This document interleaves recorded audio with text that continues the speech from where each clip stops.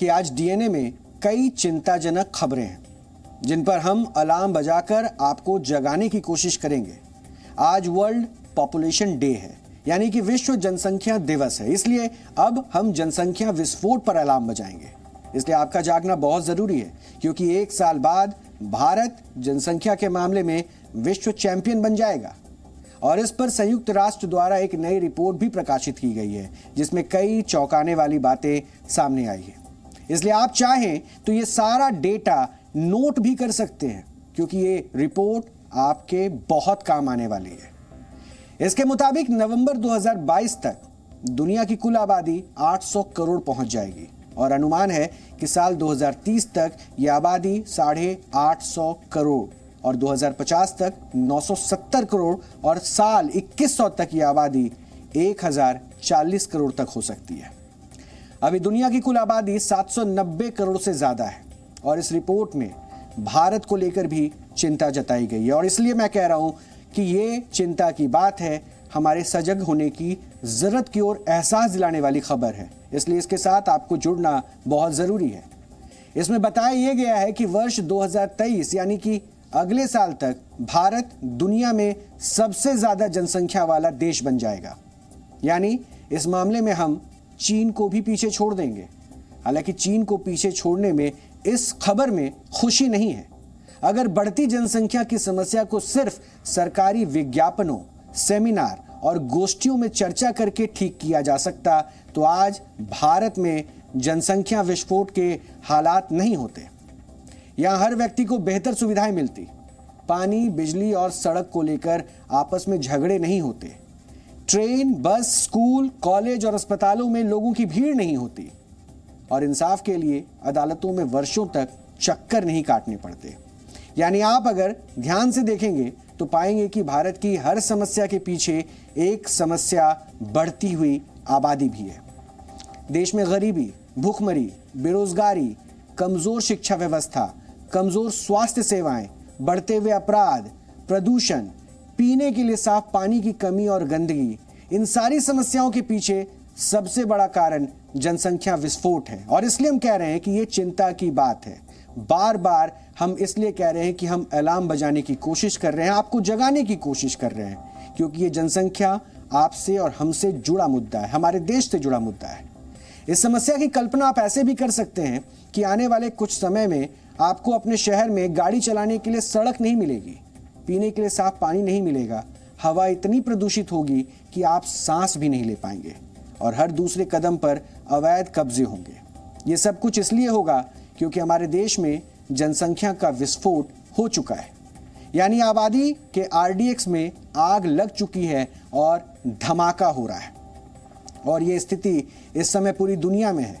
2021 में दुनिया में प्रजनन दर 2.3 है और सामान्य शब्दों में प्रजनन दर का अर्थ उन बच्चों की कुल संख्या से है जो किसी महिला के जीवन काल में पैदा होते हैं या होने की संभावना होती है। हालांकि आपको जानकर हैरानी होगी कि साल 1950 में दुनिया में यही प्रजनन दर 5 थी। यानी तब से लेकर अब तक ये आंकड़ा आधा हो चुका है और वर्ष 2050 तक ये दर 2.1 हो जाएगी। अब आपके मन में ये भी सवाल होगा कि जब पहले की तुलना में बच्चों के पैदा होने की दर घटी है तो फिर आबादी क्यों बढ़ रही है?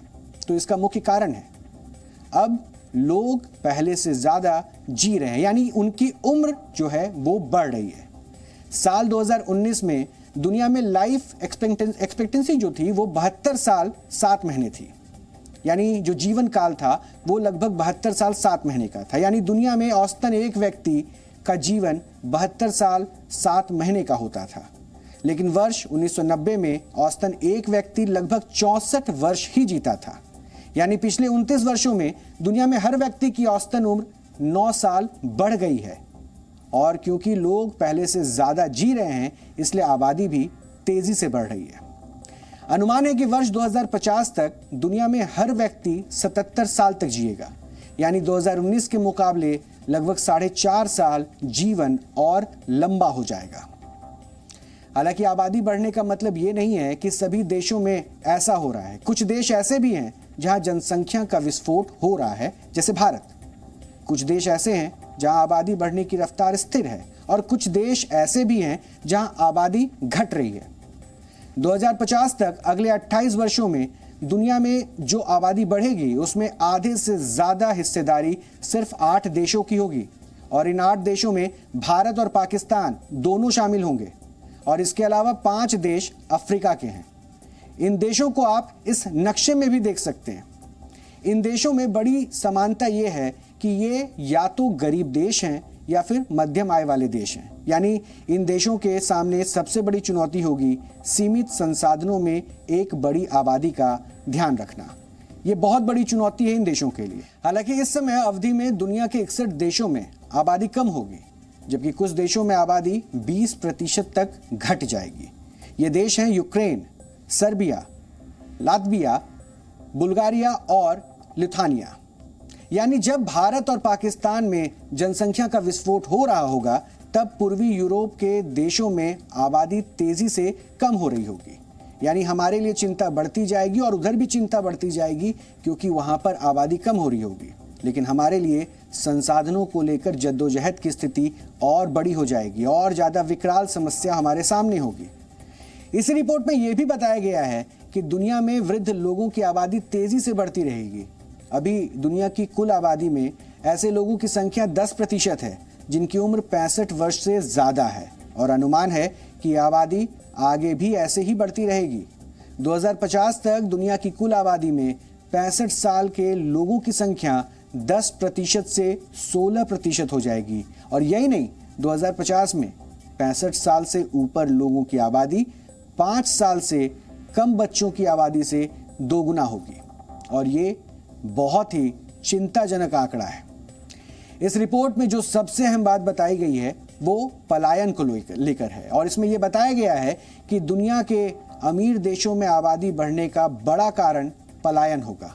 गरीब देशों के लोग पलायन करके इन देशों में जाएंगे जिससे यहाँ पर भी जनसंख्या का विस्फोट होगा और इस ट्रेंड की शुरुआत भी हो चुकी है।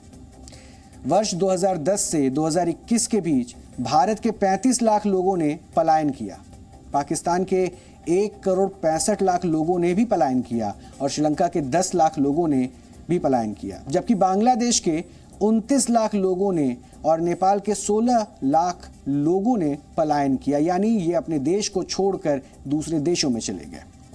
बड़ी बात यह है कि साल 1950 में दुनिया की आबादी 250 करोड़ थी, जो कि नवंबर 2022 में 800 करोड़ हो जाएगी।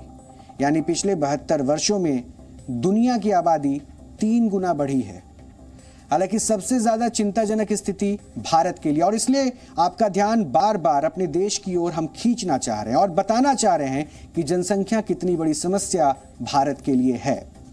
भारत में जब जनसंख्या की बात होती है तो इसके साथ ही धार्मिक आबादी में असंतुलन का भी जिक्र आता है। कहा जाता है कि हमारे देश में एक खास धर्म की जनसंख्या तेजी से बढ़ रही है, जबकि बाकी धर्मों की आबादी स्थिर है या कम हो रही है और इसलिए भारत में जनसंख्या नियंत्रण को बहुत संवेदनशील मुद्दा माना जाता है। आज उत्तर प्रदेश के मुख्यमंत्री योगी आदित्यनाथ ने भी इस पर अपने विचार रखे, जो आपको जरूर सुनने चाहिए। जब हम परिवार नियोजन की बात और जनसंख्या स्त्रीकरण की बात करते हैं तो हमें इस बात को ध्यान में रखना होगा कि जनसंख्या नियंत्रण का कार्यक्रम सफलतापूर्वक आगे बढ़े, लेकिन जनसांख्यिकी असंतुलन की स्थिति भी न पैदा होने पाए। ऐसा नहीं कि किसी वर्ग की आबादी बढ़ने की स्पीड, उनका प्रतिशत ज्यादा हो और कुछ जो मूल निवासी हो उन लोगों की आबादी के स्त्रीकरण में हम लोग जागरूकता के माध्यम से, इन्फोर्समेंट के माध्यम से उसको नियंत्रित करके जनसंख्या संतुलन की स्थिति पैदा करें। और यह एक चिंता का विषय है हर एक उस देश के लिए जहां पे जनसंख्या संतुलन की स्थिति पैदा होती है, जनसांख्यिकीय संतुलन की स्थिति पैदा होती है। रिलीजियस डेमोक्रेसी पर इसका विपरीत असर पड़ता है, फिर वहां पर एक समय के बाद अव्यवस्था और अराजकता जन्म लेने लगती है। और इसलिए जब हम लोग जनसंख्या स्त्रीकरण की बात करें तो समान रूप से समाज में प्रत्येक जाति, मत, मजहब, क्षेत्र, भाषा, इन सबसे ऊपर उठ करके समान रूप से जागरूकता के व्यापक कार्यक्रम को इसके साथ जोड़े जाने की आवश्यकता है। अमेरिका के थिंक टैंक प्यू रिसर्च सेंटर ने हाल ही में एक रिपोर्ट प्रकाशित की थी जिसमें साल 1951 से लेकर 2011 तक की भारत की जनगणना का अध्ययन किया गया था। उसमें बताया गया था कि भारत में मुसलमानों की आबादी सबसे तेजी से बढ़ रही है और यह दावा लगातार इस रिसर्च में किया गया। साल 1951 से लेकर 1961 तक जहां भारत में हिंदुओं की आबादी 20.7% बढ़ी, वहीं इस वक्त में मुसलमानों की आबादी 32.7% वृद्धि हो गई। यानी मुसलमानों की आबादी में तेजी ज्यादा देखने को मिली और ये सिलसिला आज भी जारी है।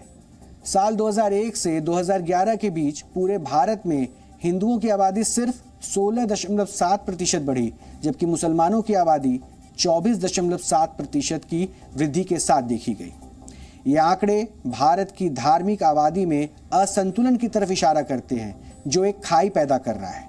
और आज आपको ये जानकर भी हैरानी होगी कि साल 2050 तक भारत में मुसलमानों की आबादी 31 करोड़ से ज्यादा हो जाएगी और अभी पूरी दुनिया में सबसे ज्यादा मुसलमान इंडोनेशिया में है।